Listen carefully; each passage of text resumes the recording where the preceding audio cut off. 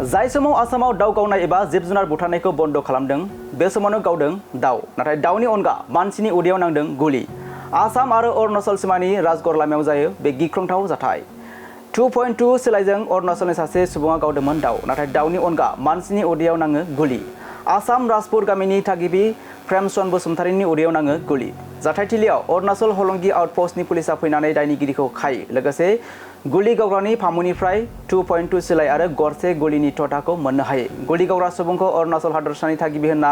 बे समाव मिथिनो मोननाय जादों आरो बे समाव गुलि नांजानाय सुबुंखौ गहपुर सिभिल फाहामसालियाव लांदोंमोनब्लाबो गोजौ फाहामथायनि थाखाय तेजपुर फाहामसालियाव थिसननो गोनां जायो दायनिगिरिखौ आयेन बायदियै साजा होनांगौनि गोख्रों दाबि खालामो रायजो राजा बिथांमोना बेनि रिजोना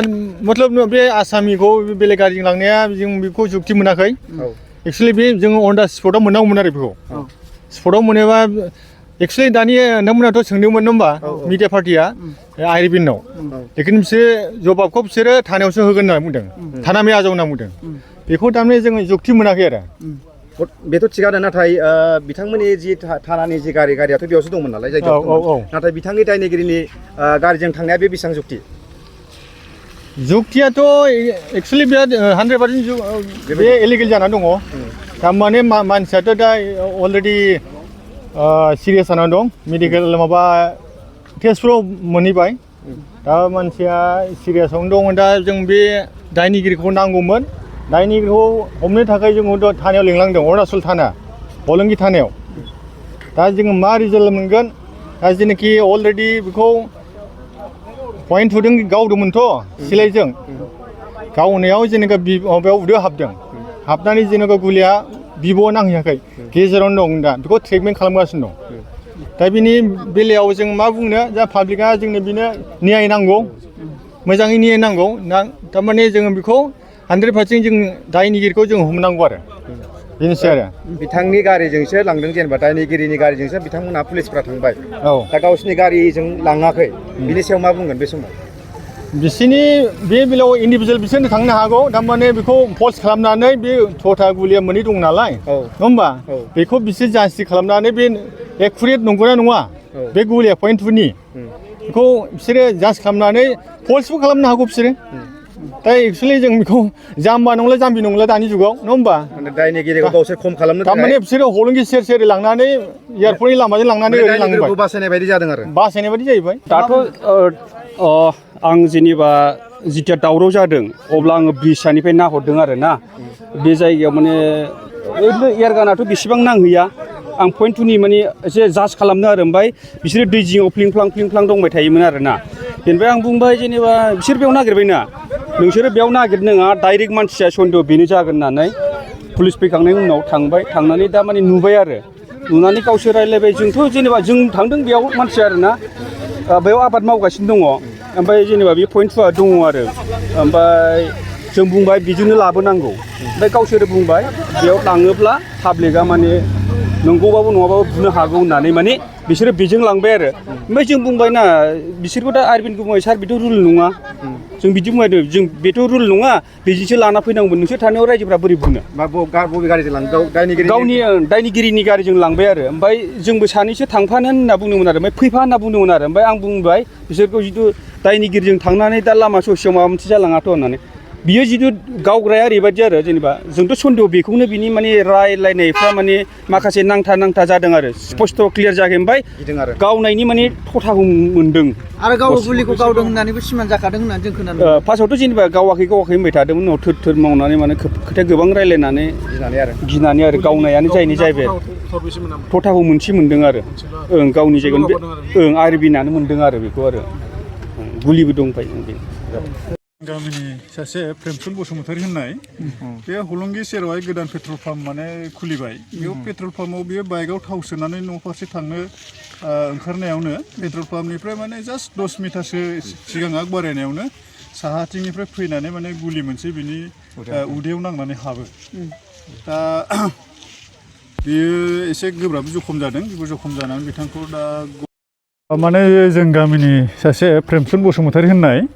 बे हलंगी सेरावहाय गोदान पेट्रल पाम्प माने खुलिबाय बेयाव पेट्रल पाम्पआव बेयो बाइकआव थाव सोनानै न' फारसे थांनो ओंखारनायावनो पेट्रल पाम्पनिफ्राय माने जास्ट 10 मिटारसो सिगां आग बारायनायावनो साहाथिंनिफ्राय फैनानै माने गुलि मोनसे बिनि उदैयाव नांनानै हाबो दा बेयो एसे गोब्राब जखम जादों जखम जानानै बिथांखौ दा गहपुर मेडिकेलाव लांनाय जादोंमोन दा खोनानो मोनदों बिनिफ्राय माने तेजपुराव रेफार खालामबाय होननानै दा उदैयाव हाबनाय हिसाबै ओरैनो दाउ गावनाय सन्देह ना मानसिखौ गावनाय सन्देह नोंनि जोंनि सन्देहआवथ' माने दाउ गावदोंमोन खोमा जेरैहाय साहानि अरुणाचलनि मानसि दा नागिरनानै बे जायगानिफ्राय एसे साहाथिंहाय माने मोनसे केम्पआवहाय मोनसे पइन्ट टु माने सिलाइ मोननाय जादों आरो माने गावग्रा मानसिखौ मोननाय जादों आरो गावग्रा मानसिखौ मोनबाय आरो औ मोननाय जाबाय ओरैनोथ' जोंनि आसामाव बेबायदि गुलि गावफैनायनि दाउ गावनायनि एलाव गैया मा होनगोन बे समाव आसामावथ' माने बेबायदि एलाव गैया आरो जिहेतु माने जोंनिया दायनिगिरिखौ माबायदि बेनि सायाव माने दायनिगिरिखौ माने आयेन बायदि बेबस्था लानांगौ आरो दाउ गावदोंबाबो माने बेबायदि मिथिंगानि माने जिब जुनारखौथ' बिदि माने गावनो माने गभर्नमेन्टनिफ्राय बेबायदि मोन्थाय गैया दा बियो माने इलिगेल हिसाबै बियो दाउ गावनायाबो इलिगेल आरो बियो माने सुबुं थानाय मानसि थानाय जायगायाव बियो नोजोर गैयालासेनो माने गावनानै माने नांनाया माने जोबोद माने निन्दा खालामजाथाव आरो दा बेनिखायनो माने बेनि सायाव माने गोख्रोङै बेबस्था लानायखौ जों लुबैयो आरो बे गुलि गावखांनानै खारनानै थादोंमोन नामा खारखुमादोंमोन नामा खारनायाथ' खारदों ना मादों जों बेखौ बुंनो हाथ'ला खिन्थु बे गुलि गावनायनि बे 500 मिटारसो माने गोजानावहाय माने मोनसे केम्प दङ बे केम्पआव माने बियो थानानै खामानि मावगासिनो दं ओमफ्राय बे केम्पआवनो माने सिलाइखौ दोननानै मानसिया खामानि मावदोंमोन आरो फोथाराव दा बेनिफ्राय गाव बुंनाय बादिबा बे मानसिनाव गुलि नांनायखौ बियो माने मोनथियाखै होनना बुंदों आरो गोजाननिफ्रायसो नांफैदों होनबा औ जेनेबा एसे गोजाननिफ्राय नांफैदों जे बे बुंनाय बादिब्ला गावग्रा मानसि बुंनाय बादिब्ला बे माने बियो मानसिनाव गुलि नांनायखौ बियो मिथियाखै आरो हाथाइनिफ्राय फैदोंमोन बिसोर हौवा हिन्जाव फैनानै बेयाव डिपु हाबफैदों ओमफ्राय डिपु हाबनायाव आं रायज्लायदों आरो बहा थाङामोन ओमफ्राय बिसोरो होनबाय हाथाइनिफ्राय फैदों हाथाइनिफ्राय फैब्ला दा महा न'आव थांनो होनबाय आरो न'आव थांनो होननानै ओमफ्राय मानसिफ्रा मा जाबाय बेनिफ्राय थांनो ससे बैसिम थांब्ला माने घटना जाहैबाय खोमा उल्था फैफिनबाय ओमफ्राय अबेबा नागा मास्टारनो बेखौ आं सिनायला बे नागा मास्टारा गारियाव दिखांना लाबोबाय आरो ओमफ्राय दिखांना लाबोनानै आंथ' नैबावनो दङमोन पेट्रल पाम्पआव आं दङमोन आरो जेब्ला पेट्रल पाम्पआव थायो होमबा बिसोर फैनानै आंखौ ओरै फैलाय जाबाय मा जाखो होननानै नङालै ओरै फै जाबाय ओमफ्राय बिसोरो आंखौ गुलि गावबायना सोरबा होनबाय